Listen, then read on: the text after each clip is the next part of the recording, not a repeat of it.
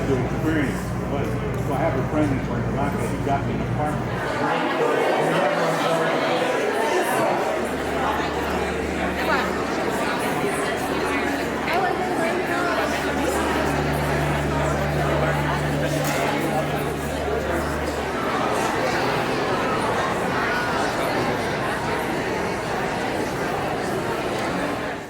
So again, my name is Mireya Gomez Contreras. I live and I work in this beautiful community of Watsonville. We'll be together for the next couple of hours, learning, connecting, imagining ways we will take action beyond this moment, beyond these walls. We'll be remembering today also why working together will bring about a more equitable world. Starting here, starting local. Food justice advocates are here, educators are here, farmers are here, parents in the kitchen. We've all been planting seeds of justice in our own fields. That's pun intended. And it's time to harvest equity. Dr. Ann Lopez and our friend Dolores Huerta.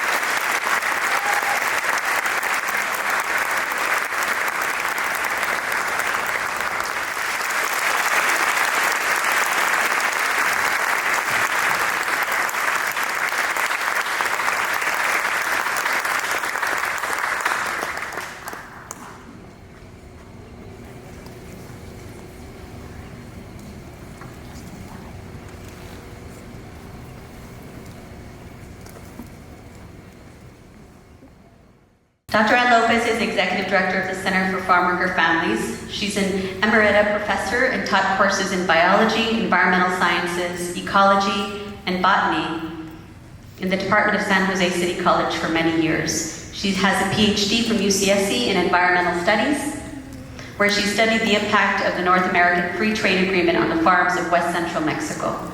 Her book, entitled The Farm Worker's Journey, summarizes the results, arguments, and conclusions of her research and was published by UC Press. She's been recognized for her work by the US Congress and many organizations. She was chosen as Woman of the Year for 2013 and 2014 by the National Association of Professional Women. In March 2018, she was chosen for the 16th annual Cesar Chavez Community Award in Watsonville, and as Woman of the Year by Mark Stone in 29th District in 2019. Welcome, Dr. I'm talking about farm workers, and much of what I have to communicate is not really positive, I'm sorry to say, in this celebratory environment, but I argue that farm workers make up a slave subclass modeled after the slavery model from the South. Between 60%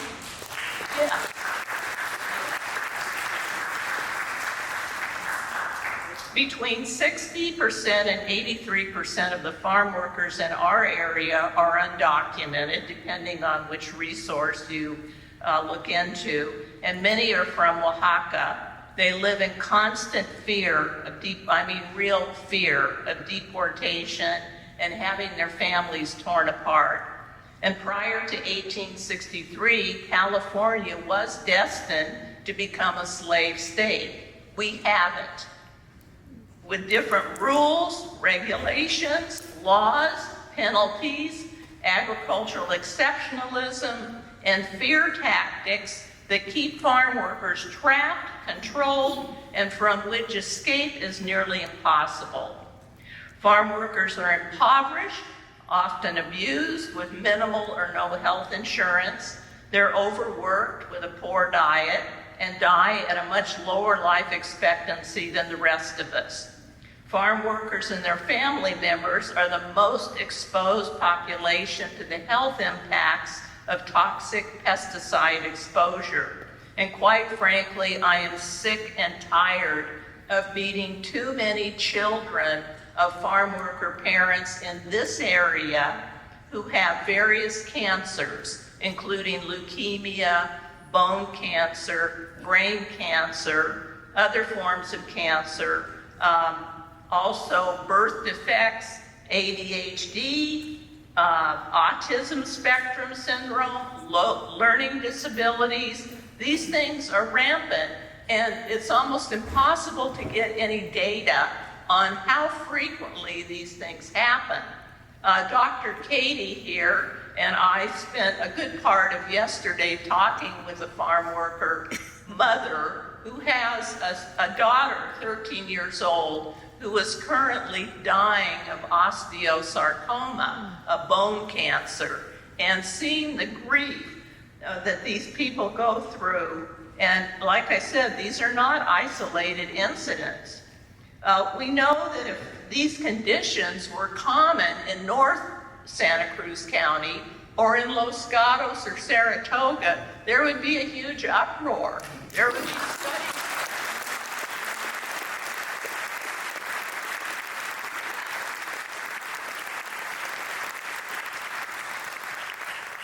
Somehow, farm workers are just not important enough to run these studies and to create outcry about. And so this issue is normalized. Why are we normalizing this tragedy in our own community with the people that actually feed us and keep us going? The same thing happened with the Pajaro flooding. People knew, Monterey County knew for years that that levee was going to break. And sure enough, on March 11th, it broke and destroyed the town of a farm worker community, creating incredible suffering and misery.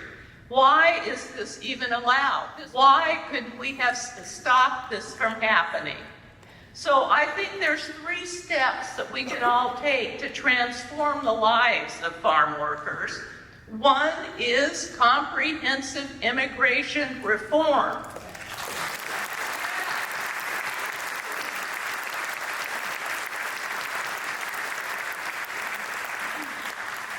No one who works weeks, months, and years in the field should be worried about deportation. The entire industrial agricultural system that currently supports us would collapse without them. I consider them to be the most essential workers. Why do they have to live in constant fear of deportation and poverty? Our Senator Alex Padilla has introduced the registry bill, which would provide green cards to millions of undocumented workers, including farm workers. And there are 2 broad legalization bills in Congress now, H.R. 1511 and S. 2606. And I recommend the Coalition for Humane Immigrant Rights website for more information if you're interested in more information on this topic. So that's 1, comprehensive immigration reform. 2, a living wage. Farm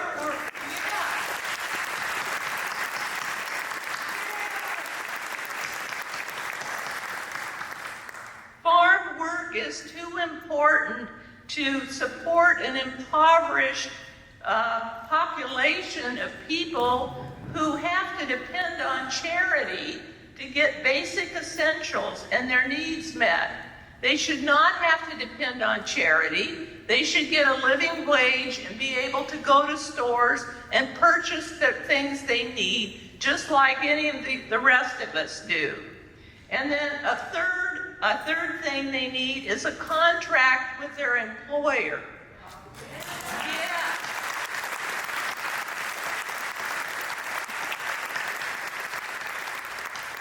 According to a UC Merced study, 22.5% of farm worker wages are stolen by the employer.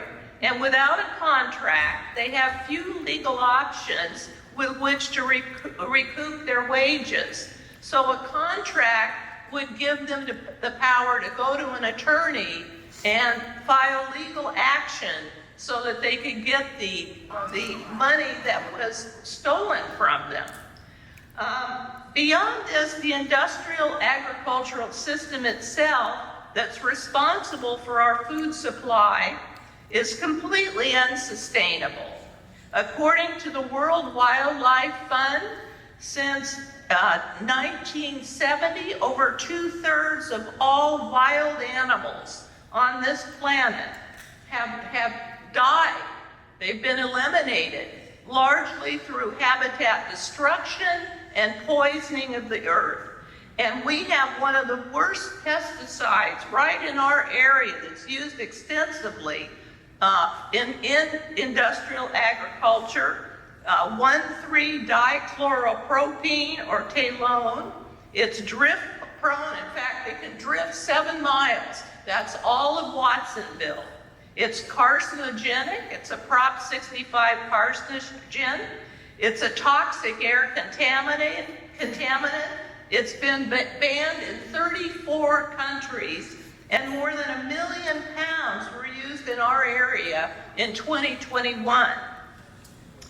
Now, more than 88% of all talone applications, talone is another word for 1,3-dichloropropene, more than 88% of these applications occurred in the 14 Latino majority Monterey and Santa Cruz County zip codes. 77% of Latinos and 66% of the indigenous people live in this area, in these areas, but only 18% of the white population live here. This is pure environmental racism.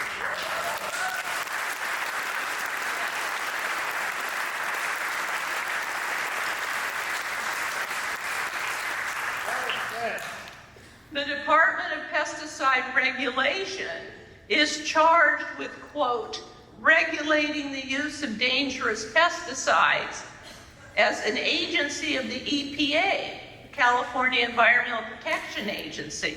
However, guess where their funding comes from? It comes from the agrochemical companies. A slight conflict of interest. And instead of regulating talone to the scientifically safe limit of only 0.04 parts per million, the Department of Pesticide Regulation has selected a cancer risk level that allows for 14 times more talone in the air that farm worker communities breathe. No wonder we have so much cancer in the kids in this community. Why are we allowing this pesticide use here with the specific populations when it's been banned in 34 countries? This is absolutely cruel and insane. No one is winning in this system except for the agrochemical companies that manufacture and profit from the sale of the poisons upon which this system depends. There are any number of studies that indicate that a transformation to organic regenerative agriculture worldwide could feed the entire world's human population and provide much healthier food and healthier bodies. Why aren't we doing this?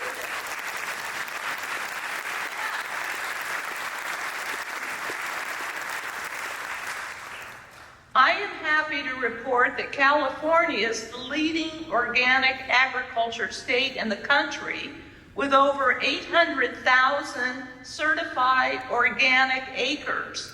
The live soils of organic regenerative agriculture also reduce greenhouse gases by drawing them out of the air and into the soil where they can promote new life in the soil. And farm workers are also affected by climate change resulting from greenhouse gases. There were farm workers calling me last fall complaining that it was 108 degrees in the field where they were working. Many of them were fainting and their supervisor would not let them go, which is against the law. So it's imperative for all of us to join in the fight for the transformation of our agricultural system so it's a more humane and healthier system. And I'd like to advise you to go to our website, farmworkerfamily.org, and learn about the work of Center for Farm Worker Families and an organization we're partnered with called CORA, Campaign for Organic Regenerative Agriculture. We want to convert all of Santa Cruz County to organic regenerative agriculture and get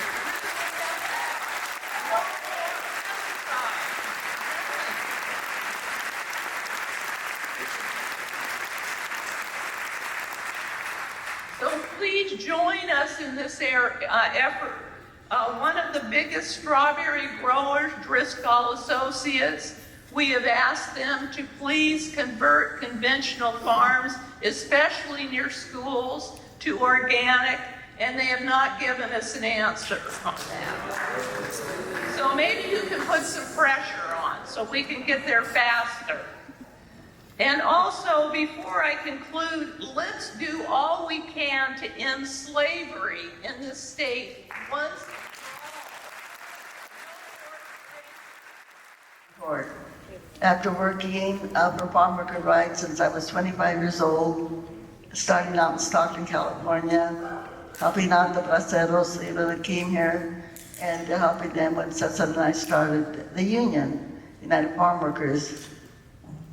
And, and we think we did make some gains. I think of all of the farm workers, and I know many of you know the history, and those of you that don't, which I'm sure a few, I would recommend that you watch the movie, Dolores, by the way. That's the name of it.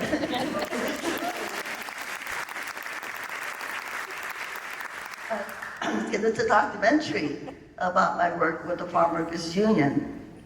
And in that documentary, and not completely, but you will see the people that gave their lives, the 5 martyrs that were killed in the farm worker movement. Our first martyr was a young girl from Boston, Nat Freeman, who was killed in a strike in the cane fields in Florida, run down by a truck. Young Jewish girl. Our second martyr was Najib Taifala, a young Muslim from Yemen. Our third martyr, Rufino Contreras, killed in Calexico, gunned down by many, many bullets as he walked into a field to talk to some strikebreakers. And Juan de la Cruz, who was killed in Arvin, California, shot in the heart by a strikebreaker. And Rene Lopez, a young man who organized his company in Corrales, California, to vote for the union. And when the workers voted for the union, he was called to a car. They said, "Come here, Rene." Put up his head to the car window. They pulled out a gun and shot him in the temple. And then all of the farm workers that went to jail, many who were beaten. Now there's another book called Fighting for Our Lives, which tells about that strike. And what did we gain for all of that? And Caesar's fast that he did, the last fast that he did was against pesticides. He did a 36-day water-only fast to bring to the attention of the American public of the pesticides that were being put on our food. And we actually went door to door in the valley to show pictures of the children that were born with these horrible deformities. Children born with no arms, no legs. Children, fetuses, no brains. Children born with no brains, can you imagine? And that may have shortened Caesar's life because he died very young.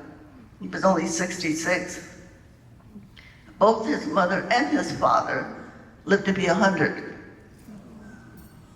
Caesar died at 66. And when we see that we're still kind of, maybe not quite at the same place, because God knows we got the toilets in the fields that the farm workers didn't have. Talk about treating people like slaves. And we can imagine what that was like for the women. Las mujeres que no tenían escusados servicios en el campo, no? I mean, when you talk to farm workers and they say That's the greatest thing that they talk about. We got the bathrooms, and we got the drinking water, you know, and they got respirators. And some of these things, of course, are now law. So farm workers have bathrooms all over the United States of America, whether they like it or not. The growers like it or not. But as Dr. Lopez just told us, we have such a long way to go. We have such a long way to go. And many, well, what she mentioned, the only way to, in my estimation, Dr. Lopez, and I know you probably agree with me, the only way that we could stop the use of these deadly pesticides is to put it under health and human services, okay? Take it out of the EPA, take it out of the Ag Department. And it's not just the farm workers that have so much cancer. The United States of America has the highest cancer rate in the world. I mean, all of us know somebody that has cancer or is dying from cancer or that's died from cancer, you know? And we know that the pesticides are probably one of the biggest causes of that. And the oil companies, by the way, are very much involved with the production of pesticides also. The last time I was here in Watsonville, there was a man out front gathering signatures for a referendum that's going to be on the ballot in 2024. And he was saying, help the farm workers sign this petition. But that was what they gathered the signatures for, by lying to people to sign them, because we passed a law in the last session of the legislature to ban the oil companies from putting any wells near schools, near community centers, or near churches. And we passed the law in Sacramento, and Governor Newsom signed the law. Well, guess what?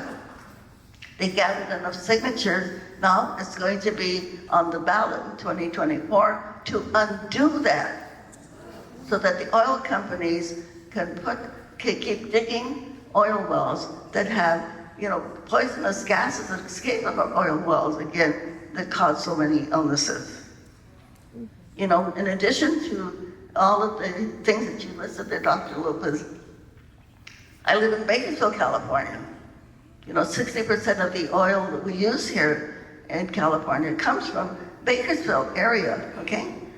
And the children there, in addition to all of the ills that you mentioned, it's actually affecting their mental abilities also, because we have the worst air pollution that is caused by the oil wells, okay? And also the pesticides and all of that is used. So I guess we can say that we have a crisis.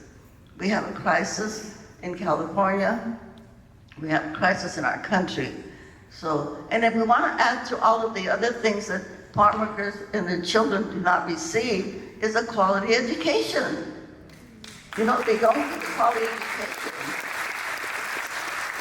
And this is one thing that our foundation, the Dolores Huerta Foundation, that we have been fighting. And we've had to sue the Bakersfield High School District there in Bakersfield, California, because they had expelled, kicked out of school in 1 year, 2,500 children of color. In 1 year. So we sued them, and from that 2,500 expulsions, it is now less than 21 a year that are being expelled, okay?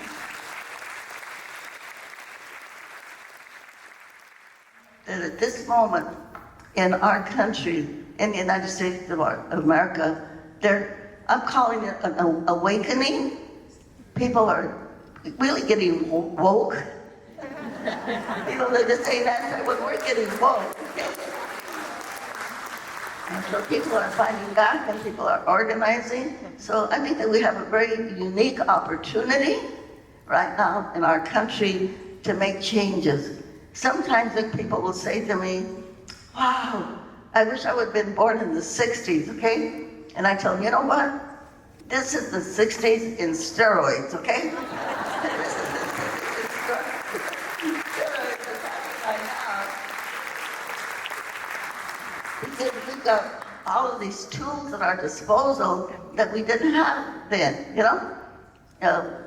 You don't have to go on the school bus all the way to New York City. You can just use your cell phone and you can contact people on Facebook and TikTok and Instagram and get the word out there. So I think the one thing that we know that we have to do is that we just have to commit to do, just like we made the commitment to be here today, that we're going to take that commitment further and continue organizing and organizing. And we mustn't forget the ultimate thing that we have to do to change things is to elect people who will be on our side, okay?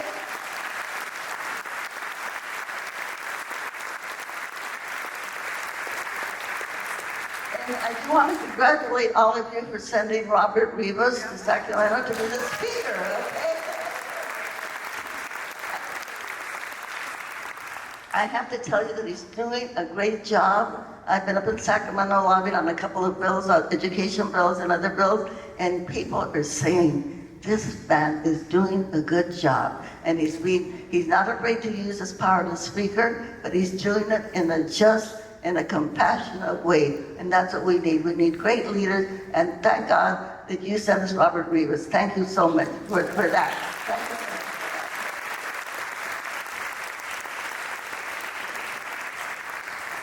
And I'm going to end with a couple of things. One of our fights that we have to do is we have to end racism, okay? Because we know it's very prevalent, and that is, of course, what is affecting the farm workers, the children, and it continues, of course, to affect our community. And so I have made a promise to myself that anytime I speak, I remind people that our human race, Homo sapien, that's who we are, we're Homo sapien, our human race began in Africa. I like to remind people of that. You know, and I wish everybody who's a teacher here would teach that in your classroom. So we are all Africans of different shades and colors, okay?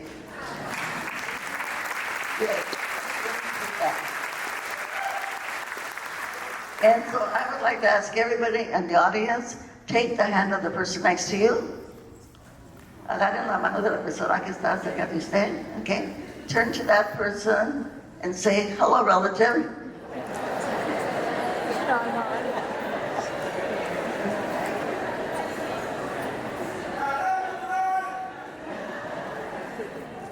Yeah, because we know, I like to say this, that the only way the Homo sapiens, us, survived on planet Earth is because we took care of each other, we protected each other, and we shared whatever we had. Because we were the smallest of the big mammals, and they could have had us for lunch, okay? But they didn't.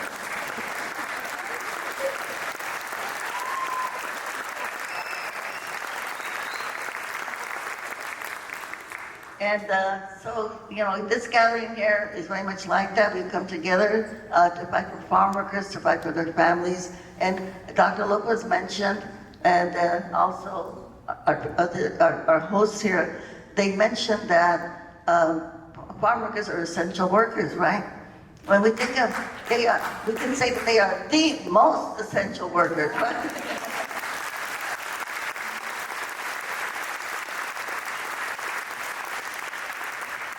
Because our firemen and our policemen, our healthcare workers are essential workers. Well, you know what? Farm workers should get the same kind of pay and benefits that the firemen get.